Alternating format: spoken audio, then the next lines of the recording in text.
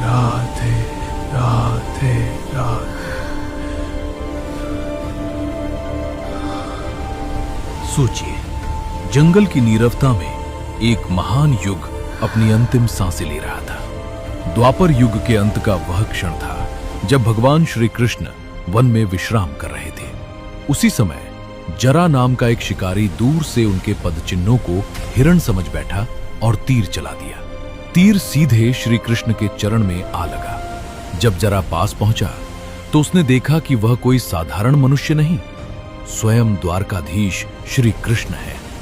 यह देखकर वह भय और पश्चाताप से कांप उठा और उनके चरणों में गिरकर क्षमा मांगने लगा।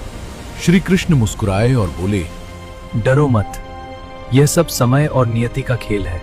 डरो मत, ये सब समय और नियति का खेल है।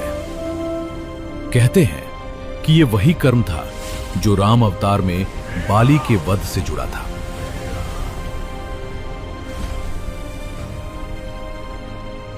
इसके बाद श्री कृष्ण ने शांत भाव से अपनी अंतिम सांस ली और उसी क्षण द्वापर युग का अंत हो गया।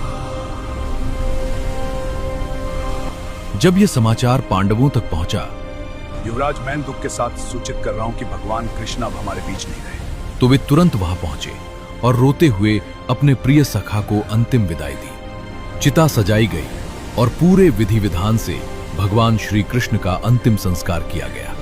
लेकिन कहते हैं कि जब चिता की आग शांत हुई और राख समेटी जाने लगी, तभी उस राख के बीच से एक लाल धड़कता हुआ हृदय दिखाई दिया जो आग में भी नहीं जला था।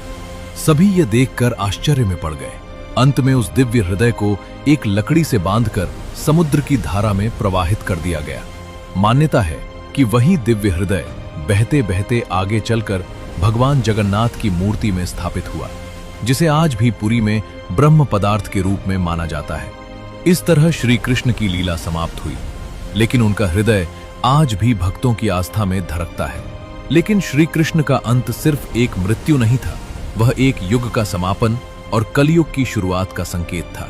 उनकी लीला समाप्त हुई, पर उनका नाम, उनका धर्म और उनकी गीता आज भी संसार को मार्ग दिखा रही है।